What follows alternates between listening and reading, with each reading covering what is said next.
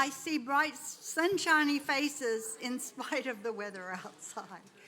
And welcome also to our people who are watching from home or wherever you are and watching our live stream. We're so happy to have you with us today also. If this is your very first time for being here, or if you've only been coming a short time and have questions about Unity, you can see Stella back there. She has a gold stole on. She has information about this Unity, about Unity's beliefs, and can answer questions you might have. There are also forms in the pockets in front of you, and if you want to fill that form out before you pick up your packet, that would just be great. Please check in on Facebook, telling your friends and family Happy Easter. Where are you?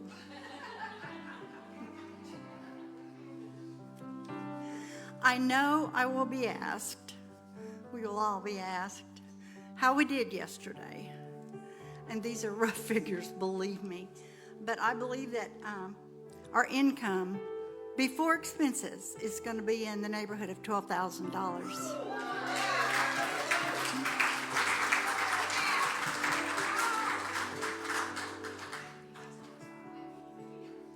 Oh yeah, that was Planet Unity. We took up an offering yesterday.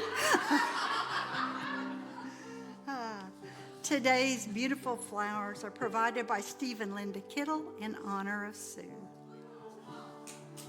And here's their message.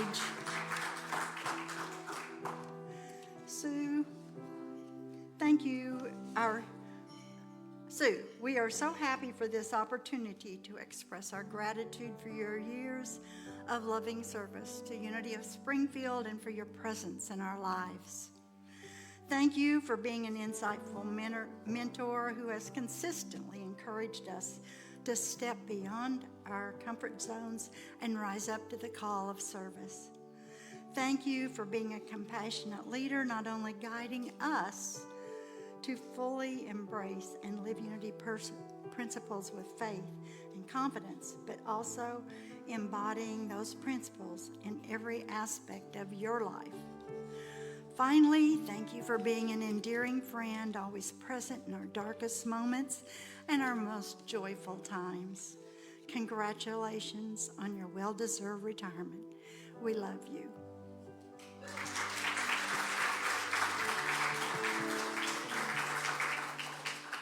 Please join me in the mission statement.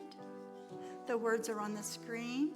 Together, our mission is to encourage and inspire spiritual and personal growth by empowering each other to be authentically all that we came here to be. Let's speak together the affirmation for today's daily word.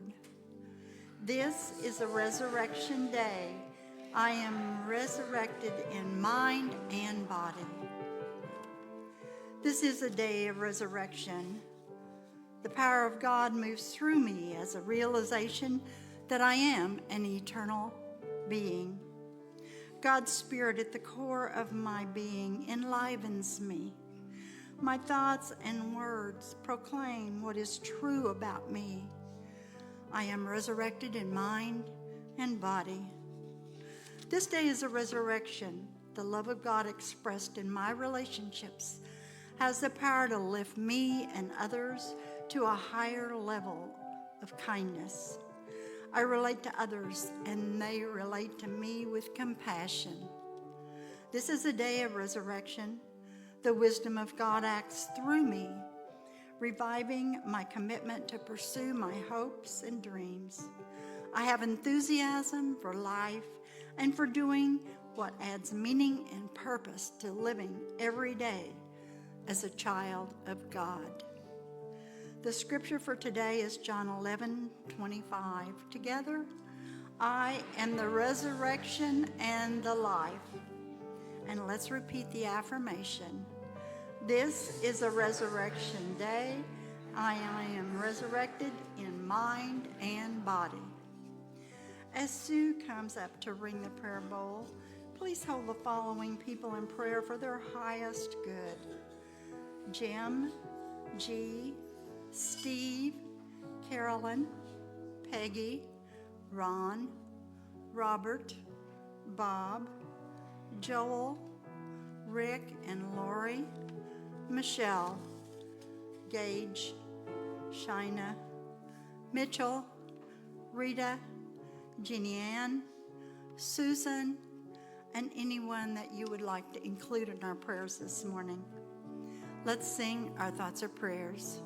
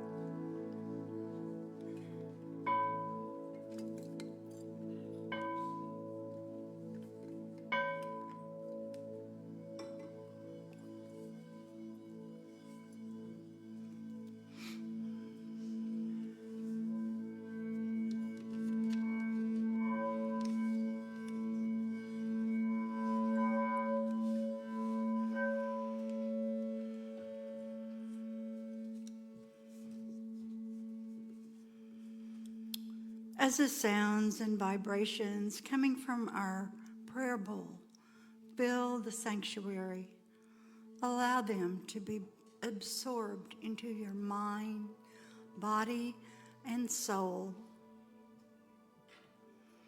Become aware of the Christ presence that dwells within each and every one of us.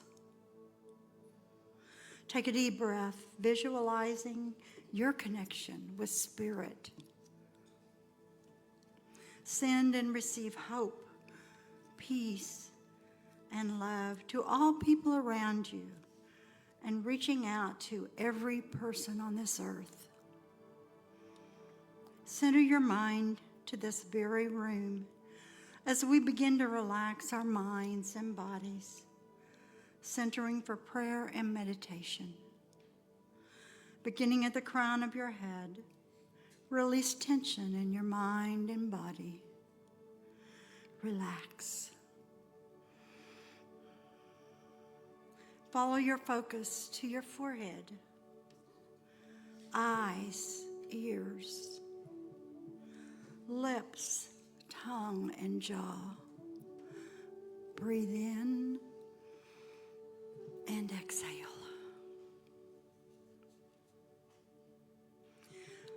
Follow your attention to your neck and shoulders, down through your arms, wrists, and fingers.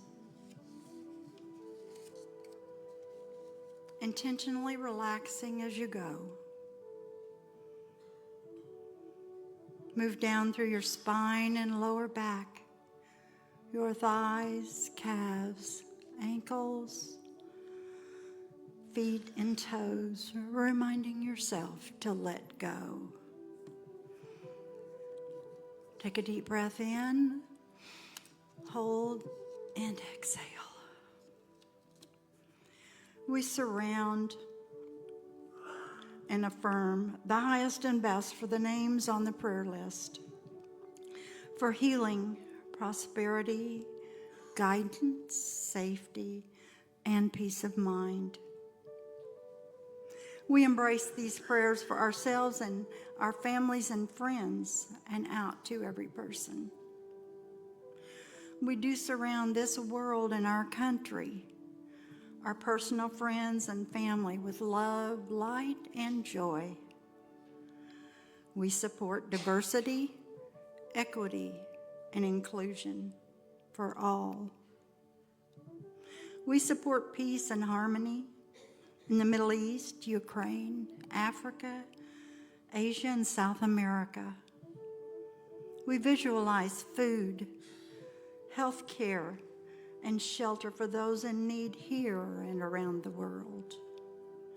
We visualize basic needs met, inner peace and happiness for all. We bless those in areas where flooding is affecting them.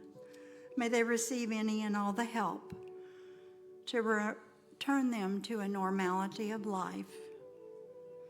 We remain calm, peaceful, and loving, leading to justice, fairness, and security in our country. We forgive those that we believe have transgressed against us knowingly or unknowingly.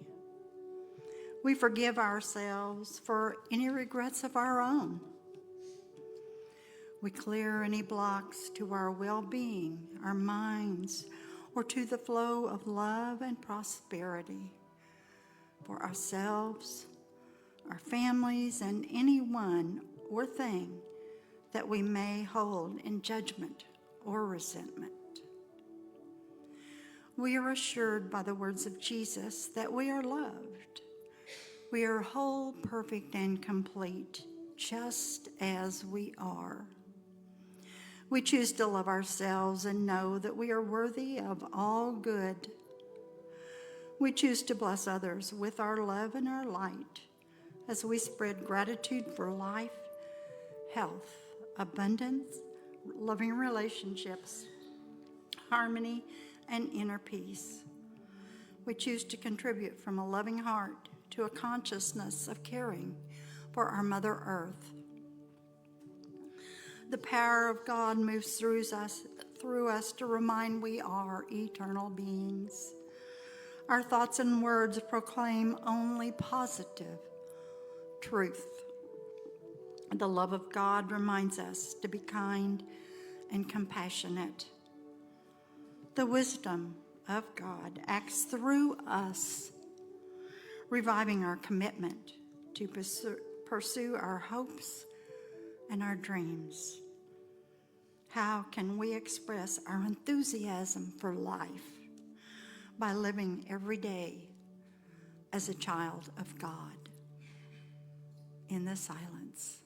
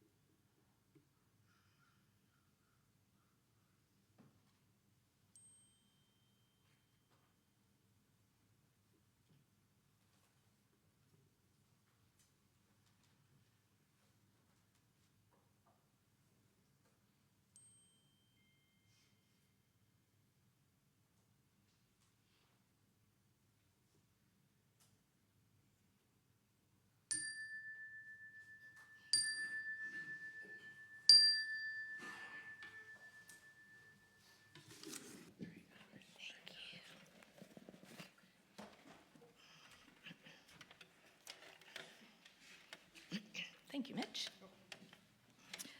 What a great reminder, huh? Yeah, because you are the light, and you will rise again, no matter what is happening in your life. Well, again, happy Easter. It's good to have you all here. It's great to have you online. We would love, if you're local, for you to come and join us in person, but we know it's kind of nice sometimes to be able to sit and have some coffee in your living room. And of course, we know that there are those of you who are watching us from other states, and we are just grateful that you're here today. So I've shared this joke before, but I just love it. So a man and his wife and his cranky mother-in-law went on vacation to the Holy Land, and while they were there, unfortunately, the mother-in-law passed away. The undertaker told them, well, you can have her shipped home for $5,000, or you can have her buried here in the Holy Land for $150. And so the man thought about it, and he said, I'm going to have her shipped home.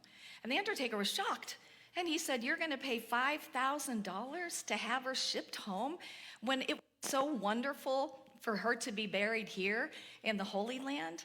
And he said, well, you know, a man died here about 2,000 years ago, and he was buried here, and 3 days later he rose from the dead, and I just can't take that chance. But I need my clicker. I don't know. Here it is. Sorry. Okay. So, although traditionally Christianity celebrates this day as a day that Jesus died for our sins, what we celebrate in Unity today is that Jesus lived for our spiritual transformation, for our spiritual awakening. Charles Fillmore, our co-founder, said, now the two great viewpoints of these teachings, succinctly stated, is this: one teaches men how to die and go to heaven, the other teaches men how to live fully and experience heaven right here on earth. And I love that our great teacher, Jesus, encouraged us. He encouraged us to awaken to our divinity, to our power. He reminded us of what we live and move and have our being in, and what lives and moves and has its being in us. He awakened us to our innate value and worth, that everybody matters. He was masterful at that. And he awakened us to our inner magnificence. And Jesus was masterful at bringing about spiritual transformation just by his presence with others. He would take common fishermen, laborers, tax collectors, social outcasts of all kinds, and in his presence, he would transform them into spiritual healers and into leaders. And together, they were spreading that good news, a new possibility available for everybody's life. And he came forth to tell us what? That we could do the same thing as he did, right? And even greater things than I do can you do as well. Jesus's very presence activated possibilities. And that's one of the things I love about what we teach in Unity, is that Christ's presence is right here within us. It always has been, it always will be. And that Christ presence, when we activate that, when we really lean into that, that activates those possibilities in us, right? The scripture is, I am the resurrection and the life. And so if we say that, I am the resurrection and the life. It's the Christ of us, the I am of us, that is that resurrecting power within us. That is that something that will help us bring forth new life in whatever it is that we might be experiencing today or tomorrow. And Easter reminds us that not only will we rise up, but we will be resurrected, that we will indeed overcome, we will indeed transform and expand, and that's not always an easy journey, is it? No, it's not. It's in John 12:24, and I love because Jesus, he used nature as analogies and metaphors. And in John 12:24, it says, unless a grain of wheat falls into the earth and dies, it will bear no fruit. But if it dies, it will bear much fruit. And so the process of this is that a seed is planted, and in order for it to grow, the outer shell must die. And then the life breaks free from the seed and sprouts to that which already was encoded in the seed itself, into something new, leaving behind the shell of what it once contained. Can we relate to that at all in our lives, where we've been broken open and we've kind of left behind something, but we re-energized or renewed into something even more? Yes, amen, yes. The Easter story is also a huge reminder for us that death is not an end. You know, clearly with the resurrection and the ascension, death is not an end. What we can know is that when our loved ones do pass on, when we pass on, that which is the reality of us, that will live on. It's just the body. It's just that shell that we're leaving behind. But death is a topic that we're not really comfortable talking about in our culture, right? My goodness, if you want to sit down and talk to your family about when I die, it's like, no, I don't want to talk about it. But here's the thing, we may experience the literal death of a loved one. We may experience death through an ending of a relationship. death of our youth, perhaps a health thing through a diagnosis, a job. We die to old ways of thinking and being. And we know that death, again, can bring great pain. And because we don't like pain, that's why we view death as something that we don't want to talk about, something that's to be resisted. And why? Because we forget that the next step is coming. And that next step cannot not come. And especially when we are really doing our work. So I'm just going to do this. I don't have palm leaves, but I got asked last week, are you going to do your Palm Sunday thing? And I said, no, but I love the analogy of I'm going to give you a few analogies today. But imagine I have palm leaves in my hand. And there's this story of the palm tree, and that when a storm comes along, that, you know, the winds get so fierce, the rains get so fierce, that the palm tree is just, it's twisted around and it's blown around and it's it's not tumbling, but it feels like it is. And it's going everywhere. And eventually, after the storm is over, the palm tree is like this. But when the sun comes out, the palm tree starts to rise up towards the sun. And when scientists have measured, they have found that palm trees sometimes will grow anywhere from 12 to 16 inches during the storm. And why is that? Because they have broad roots, and they are rooted in what they need to be rooted in order for them to be able to withstand the storm that comes. And for me, that's so much of what this is about. When we have really done our work, when we are doing our spiritual practices, when we are reading, when we are praying, when we are meditating, whatever it is that you do to deepen your roots, that these storms are going to come in our lives, right? And we're going to get blown around, and it's not going to feel good, but the light is always going to be there. And when we start looking towards the light, then we're going to expand, and we're going to become more than we were before. Again, can you relate to that? Yes. Absolutely. Okay, so, where am I? Okay, so the other thing I want to use as a metaphor is the metamorphosis of the caterpillar as an example of what we go through, or what I often like to say, what we grow through. Because you see, the caterpillar in a metaphorical and real sense actually dies and is reborn into the butterfly. And the truly astonishing thing is that there is no structural similarity at all between the caterpillar and the butterfly. And inside the chrysalis, what happens, the caterpillar is unable to move, and it actually dissolves into this organic goop. And what happens to the cells, which had been dormant in the caterpillar, and which biologists have had the poetic genius to call imaginal cells, begin a process of creating a new form and a new structure. And here's the thing, at first these imaginal cells, they're attacked by the caterpillar's immune system, but they persist and they multiply and they connect with each other, and eventually the butterfly is born. And nature is such an incredible teacher, because to me, what this feels like is that when we go through or grow through great change, this is when we are being born again. We're born again over and over, that the literal structure of our life feels like it becomes a goopy mess. And haven't we all felt that way at times? Yeah. Never really thought of it like that before, did you? But you're getting ready to emerge as something fantastic. But here's the thing, is we're good resistors. We resist the changes. We resist the things that are happening. The caterpillar just allows. And here's the thing too, we've all gone through that crucifixion, resurrection experience over and over and over again in our life, because life happens. And when I look at the Easter story, I see a powerful message for all of us of our ability to not only meet these experiences, but to become more because of them. And I know I can tell you just in my own life, the hardest things that I've been through have been the most growing opportunities in my life.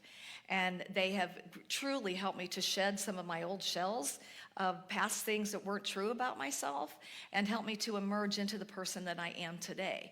And I'm done having those crucifixion, resurrection experiences. So if you all could just stay alive and we don't have any problems anymore, it'll all be good. The Easter story, it is a story of transformation, and it's a story of overcoming and of change. Jesus said, in this life, you will have tribulations, but be of good cheer because I have overcome the world. The I am of us is that can overcome whatever it is that we are facing in our life. And Jesus overcame the worst of all human experiences, didn't he? I mean, the worst of all human experiences. And I always said, Jesus always taught us in extremes. He taught us in these great extremes and was saying like, hold on, you're going to be okay. Look at what I've gone through. And most of us are not going to go through what he went through. But you're going to be okay, and you're going to transform.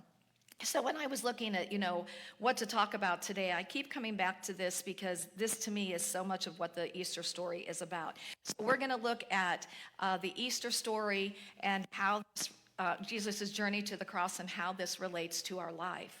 So Jesus was betrayed by Judas. He was denied by Peter. He was humiliated, mocked, and beaten by the Roman soldiers. He was painfully crucified. He died. His body was placed in a tomb with a big stone rolled in front of it, and then he resurrected and he ascended. So my first question is, how many of us have experienced betrayal in our lives? Yeah, absolutely. Perhaps you felt betrayed by your own body with an illness, perhaps the medical establishment, perhaps you felt betrayed by someone dying. I know that I've shared that my second husband passed away, and there were times that I felt betrayed by the fact that he had left so soon. Perhaps you felt betrayed by a person in a relationship, a friendship, a partner, a coworker, a parent, or a family member, someone that you trusted. Perhaps showed up very differently than you expected. Perhaps you felt betrayed by something that affected your finances, the economy, again, maybe a job loss or divorce. Has anybody ever felt betrayed by yourself? Yeah. So we go through this kind of betrayal experience and then denial.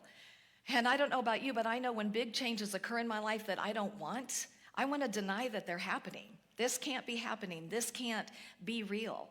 I don't want to face this. There's no way that this is happening. Again, because we're good resistors. We don't want the change because we're forgetting that the next big thing is coming. But that's so normal in our humanness. That's why I love this, because Jesus taught us how to be both human and divine. He showed us that in our humanness, we're going to have these experiences. He went off in the Garden of Gethsemane and said, Father, please take this cup from me. He didn't want to go through what he was going to go through, but he said, nevertheless, not my will, but thy will be done, because he knew that the will of God was always going to be good. It may not be good and feel good in that moment, but ultimately it was going to be good. And then how many times have maybe we felt humiliated in our experience? Maybe we've made some decisions that haven't been good decisions, and people are like, making fun of you or putting you down, or maybe you felt laughed at or criticized, or maybe even bullied. Or maybe we just feel humiliated by the situation that we find ourselves in. And how about mockery? For me, they would say, oh, where's your God now? And I think sometimes we forget our faith. It's a mockery of our own faith. Like, where is my God right now? I'm so mad at God. I don't believe in God anymore. And then this whole thing of beating up. Does anybody beat themselves up? Stop it! I don't have time to do my stop it story, but stop it. And again, this really comes after this whole kind of humiliation stuff, because there may be people that are beating you up, so you start beating yourself up. How could I have done this? What was I thinking? I'm such a failure. What's wrong with me? How could I have made that decision? I don't have enough faith. I'm not good enough. And so all of this really leads us to this suffering and this crucifixion experience that we have. Suffering increases when we say, this shouldn't be happening in my life. Can we see how that would increase our suffering? Again, it's normal for us, but it's something for us to look at when I'm, again, resisting and saying, no, no, no, no, no, and we're pushing against it. That's going to cause suffering for us. in Elizabeth Lesser's book, Broken Open, which is a really great book if you're going through anything, she said that she realized that her only hope was to give up the life that had been in order to make room for the life that she called her choiceless choice. Accept what is and release what was. That's so easy, isn't it? You should accept what is, release what was. And it definitely takes some time to get there. But I do want to say right here that, the whole suffering crucifixion, when Jesus was on the cross, he said, Father, forgive them, for they know not what they do. And I think this is a big thing in our journey, is the incredibly powerful movement of forgiveness. Because if we're holding those thoughts and feelings that somebody has wronged me, again, that maybe somebody else has betrayed me, that they did this to me, we're going to stay in that crucifixion, we're going to stay in that suffering and crucifixion experience. But he showed the most amazing example of love through the power of forgiveness. Father, forgive them, even for all that he had gone through. Forgive them, for they know not what they do. Because really, when people do things harshly to us, even if we think they did it on purpose, they seriously do not know the harm that they have done. And it's up to us to make that movement in our consciousness. And then we move into the tomb experience. Now, the tomb experience is a very interesting place to be, because the tomb experience is a really dark place, right? It's a place where you just feel like there's no light. And in that tomb experience, you can often feel incredibly alone. And you can feel alone even if you have loving people around you. You feel so alone because you're so in such a place of deep pain. And maybe in such a place of deep sorrow, deep hurt, whatever is happening. You're in such a depth of that. But the tomb time is essential to the resurrection, because, my friends, this is the time in the cocoon. This is where we probably feel like a goopy mess, that nothing really looks the same. You can't quite find your footing. I remember saying I felt like I was just burst out of a rocket, and I was out there in space, and I could not figure out any orientation to my old life. It's a hard place to be, but remember that you are the potential in the seed that is getting ready to emerge. Because in that dark cocoon, in that dark place, great transformation is actually taking place. Transfiguration is actually taking place. Ricky Byers, in a song that sings, a line says, "The seed will need the darkness to change into new life." Wow. We change into that new life through those dark times. But then one day, the stone starts to get rolled away. And there's this pinprick of light that enters the tomb. And I relate that to maybe the day that I got to the end of the day, and I knew I was okay.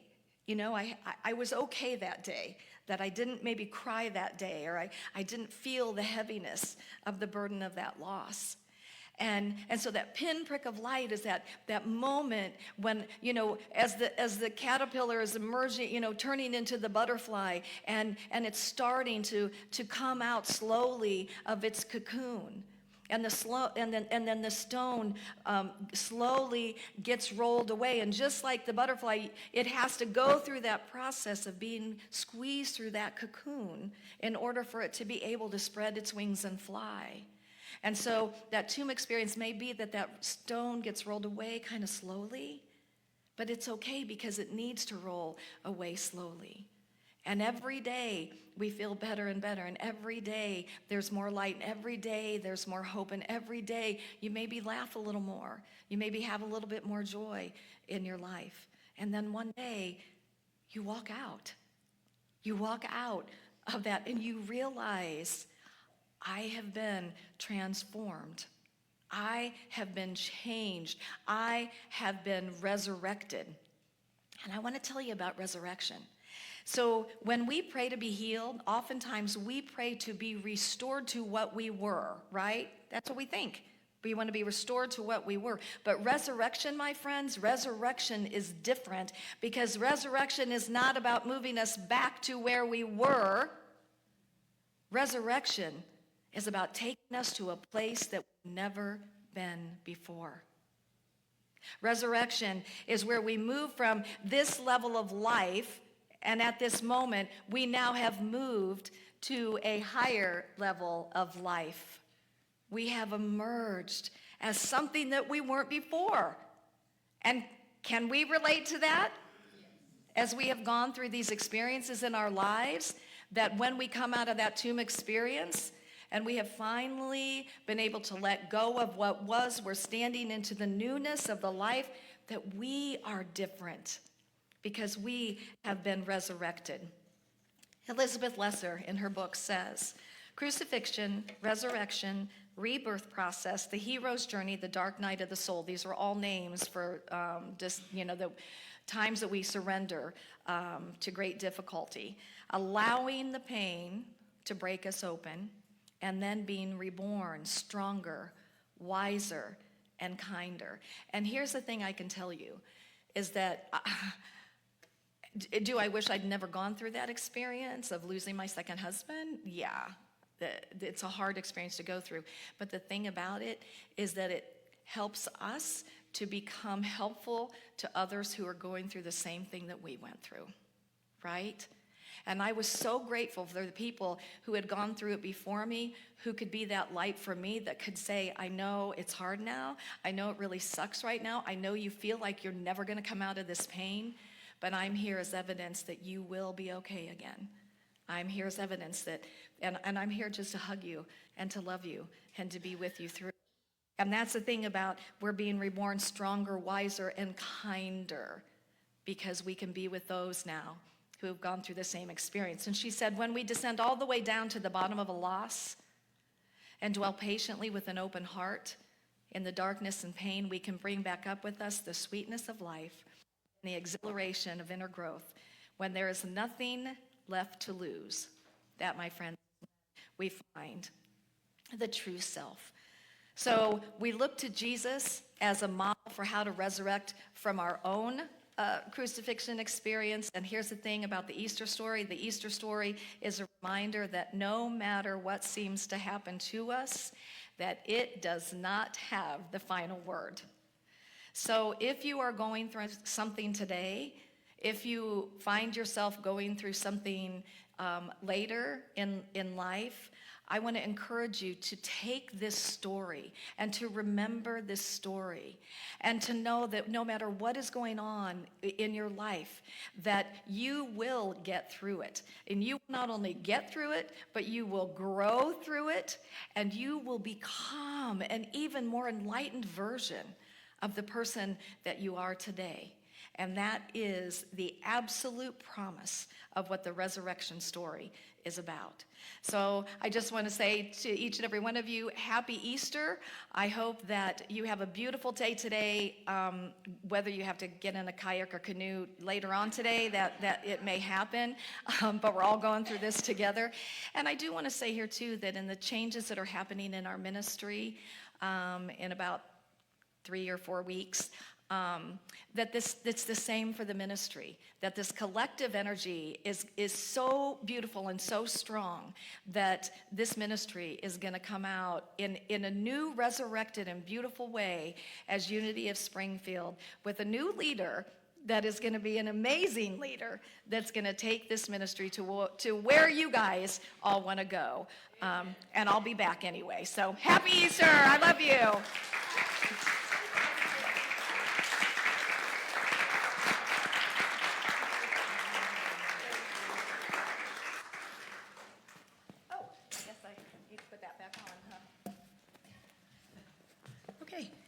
So, as our ushers are coming forward, we have this opportunity to support Unity of Springfield financially through our gifts and tithes and love offerings. There's many ways that you can give through Tithely and Venmo and PayPal through our website, cash and check. And so I invite us, let's take our gifts in our hands however we give, whether it's the energy of the gift or if we have the gift in our hand, and let's bless our gift together. Divine love through me blesses and multiplies all that I have, all that I give, and all that I receive. And thank you, God.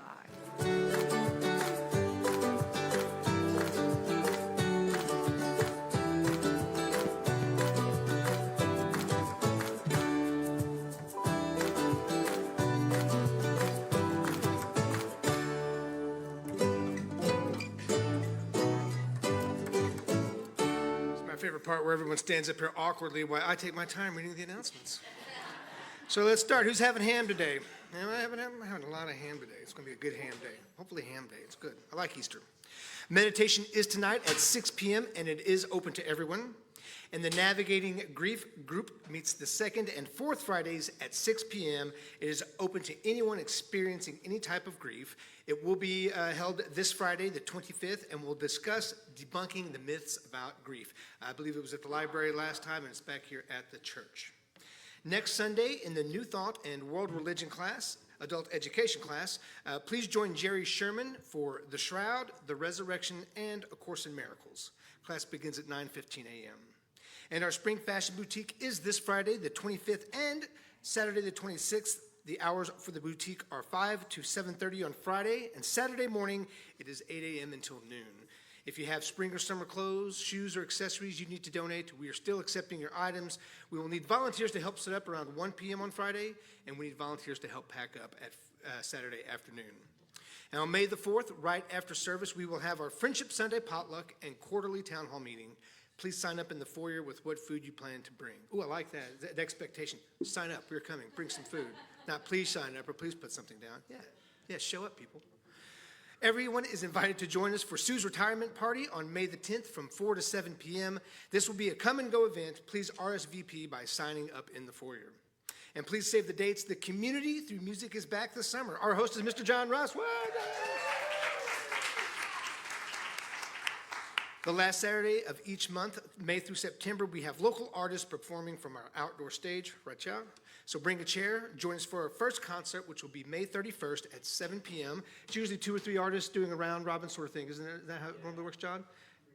3 people. Do we know who's coming up this May? Yes, we do. Great. So moving on. I like that. Well, I just want to say welcome. I'm glad to see everyone here. It's a wonderful Easter. Sue's last Easter with us. It's amazing. If you would please stand and join us in our prayer for protection. Together now. The light of God surrounds us. The love of God enfolds us. The power of God protects us. And the presence of God watches over us. Wherever we are, God is, and all is well.